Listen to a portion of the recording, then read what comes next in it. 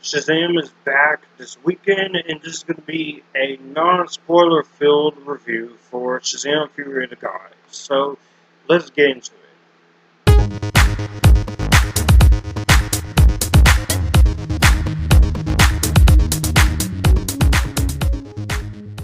Hello everyone, it's Joshua. I talk movies, TV, music, and anime. And if this is your first time here, all my social media links are in the description box down below. It's my Facebook, Instagram, Twitter, Letterboxd, Hive, all of that, yada yada such. And be sure to like, comment, and share. And subscribe to the channel if you want to see more talk on movies like this. I also review a variety of films from different genres. So, with that being said, let's talk about Shazam Fury of the Gods. Shazam Fury of the Gods, this was directed once again by David F. Sandberg, written by Henry Gayden and Chris Morgan. This is the 12th installment of the DCEU. Soon will be coming to DCEU, and the sequel to Shazam. So, with that being said, this stars Zachary Levi, Asher Angel. This stars Zachary Levi, Asher Angel, Jack Dylan Grazer, Rachel Zegler, Adam Brody, Ross Butler, Megan Good, Grace Fulton, Lucy Liu, Digimon Houston, and Helen Mirren. And without spoilers, in this movie, Billy Batson, Shazam, and his foster siblings fights the three daughters of Atlas, who returns to the world of Earth to get vengeance on the magic stolen from them long ago. I'm a big fan of the first Shazam. I thought it was a fun little superhero comedy that had the balance of family, but it was a memorable and fun superhero movie that I quite enjoyed. So when they announced the sequel the year of the movie coming out, I was really interested to see what they were going to do. They went to casting and such, and then the movie, of course, saw a few delays, even though they still were making this during the pandemic. But this movie did see some delays, of course, because of the ongoing pandemic. It was supposed to come out in April 2022, then November 4th, 2022, then June of 2023, then December 16th of 2022. And it was also pushed back because of Avatar: The Way of Water, before Aquaman 2 got pushed back again. And so this movie finally saw the light of day, and this just came out today. And I will say this is a movie that I think if you are someone who's sick of DC, sick of Marvel, sick of superhero movies in general, I don't think you will enjoy it. But honestly, the superhero genre isn't going anywhere, and I'm not getting exhausted out of it anytime soon, because besides horror movies and non-superhero stuff, this is basically my bread and butter besides horror and smaller scale movies. Even though I'm still pretty picky with certain movies, especially B movies and movies that comes on the Lifetime channel, Hallmark stuff, I'm still very open. But I didn't hate Fury of the Gods, and I'm going to tell you why. It is, for me, a good movie. It's not a masterpiece like the first movie. I don't even think this is anywhere near as good as the first, but I do think overall I did enjoy this movie. And the easiest way for me to do this, I'm going to go into the things I don't like first. This is me being reasonable. But the issues I do have with this movie, some of the jokes in this movie, even though there's a lot of jokes in this movie I very much laughed at, especially from the trailers, some of the jokes in this movie isn't really as funny as they should have been. There's maybe one or two, or maybe a couple moments where some of the jokes doesn't really land as much as they should. And for me personally, being a fan of that first Shazam movie, it is kind of disappointing. So, I'm not saying this is a badly written script. It's just from jokes wise and maybe some elements of the story, especially with the character Rachel Zegler and her little anti-hero thing. should have been a little bit more fleshed out and stuff.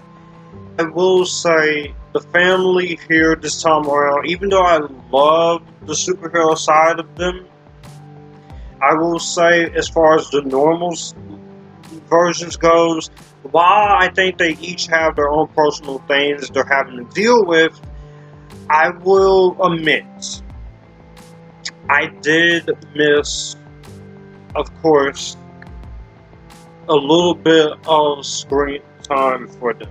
Like, I understand this is a 2 hour and 10-minute film, and you don't want to dedicate 3.5 hours to getting to know them. I just felt like we could have had maybe a scene or two with them as their normal selves, and they're all sitting down at the table or something, discussing their differences, what's going on, how they feel.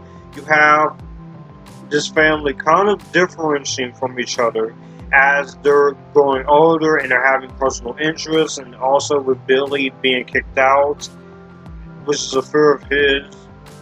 I will say I felt like that side of the family should have been fleshed out a little bit more as far as what their personal struggles is going through. There are some draggy moments for the 2 hours and 10 minutes. Now, the pacing is a little uneven at points. There are some moments where it's fast paced, some moments where it drags, and I felt like they should just pick one and go with it. It's kind of a matter of choose your battles. When it comes to the character Rachel Zegler is playing, which I will say right now, she gives a very strong performance. I was genuinely surprised how much I enjoyed her in her first big budget film. Next one is Hunger Games. But I felt like they could have delved a little bit more into whether she wants to be an anti-hero or does she wants to be a villain. And it kind of just frustrates me. If you're going to go either one, just pick one. And this is just a little negative here. The biggest mistake was not having Black Adam or Shazam be connected, because I felt like, even though I enjoyed the female villains here, I do feel like with a title like Fear of the Gods, you should also take in consideration with Black Adam. Now I know The Rock has made a statement like he doesn't want to stick around with James Gunn, and he will eventually like to be a part of the process of the new DCEU. But we could have at least needed to see Shazam and Black Adam fight. Because I don't know if we're going to get another Shazam movie out of this, hopefully in the DCU as its own little beast, but I would like to have seen Black Adam and Shazam go at it, with this being called Fear of the Gods. And as much as I like Black Adam, it's not a great movie, but definitely could have benefited from having Shazam being mentioned at least there, because they're both the same character, they're just different sides of them. But there's still some things in this movie I still very much like. The heart of the movie is still there about family and being with each other. I do think some of the jokes in this movie are very funny. For the most part, there's a Fast and Furious joke that made me laugh in the trailers and still makes me laugh here, which is very meta considering that franchise is ending at a two-part conclusion this summer with the first half. David Sandberg's direction and cinematography here is so competent. It's a very colorful looking movie. Editing is competent, of course. I do like the score from Christoph Beck. Acting overall, everyone does a good job. Zachary Levi, Asher Angel does great as Shazam. Jack Dylan Grazer and Adam Brody does good as Freddy. Grace Fulton, gorgeous by the way. I want to see her do more movies outside of this.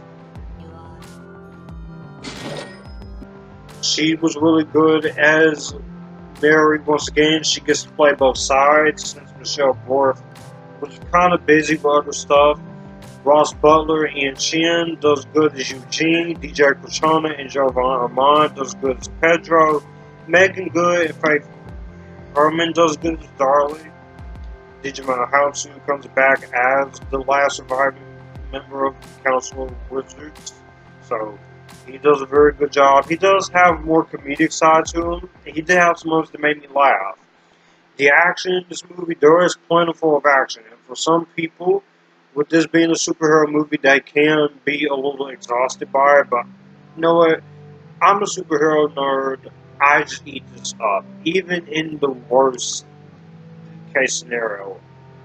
Looking at you, Fan Force, even though your superhero action wasn't even that great to begin with. Two characters. I did like Helen Mirren as Hespera. She is the one who gets the most intimidation factor here. She's very cool. I do like that. That was really awesome.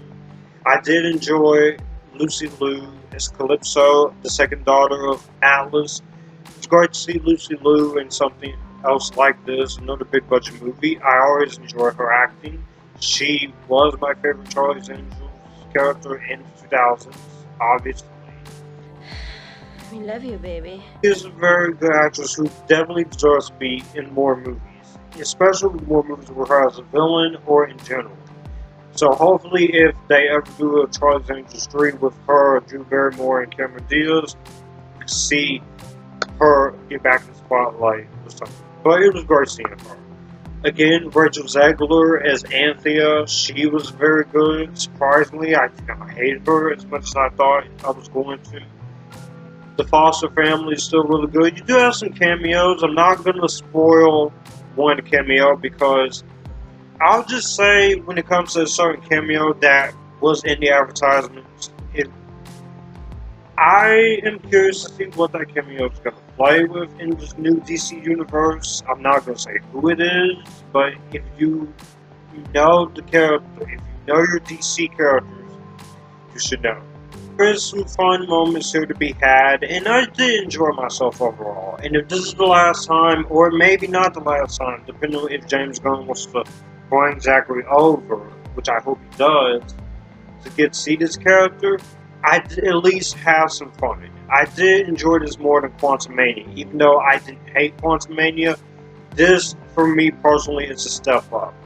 While some people are going to go out and trash all over it, while most will say it's mid, a good majority of people, especially with the audiences, they do like this. But all in all, it's not top tier DC.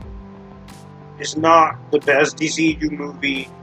It definitely is not as good as the first Shazam. It is a bit of a step down with the problems I just listed. But I will say overall, if you are a fan of the Shazam character in the first movie, temper your expectations, go in with an open mind. I think you will quite enjoy this. But if you are someone who's just not a fan of the DCU or what they've done with Shazam in this movie or in the first movie, this is not going to be your type of movie. But ultimately, I did walk away enjoying it. I will watch it again and know that this is a flawed film, like Black Adam, but I enjoyed it with all of its flaws. And I'll take a movie that's fundamentally flawed over a movie that's just insufferable, like After Everything will be, which I'm not seeing. Well, that's going to do it for the video that you just watched. I will have my channel here, so you will like to see anything here. Click the channel icon, subscribe for more. I will also leave a video and maybe a playlist here, so in case you want to see what I'm about. As always, stay Epictasticness, join the Epictasticness, and you guys keep it cool.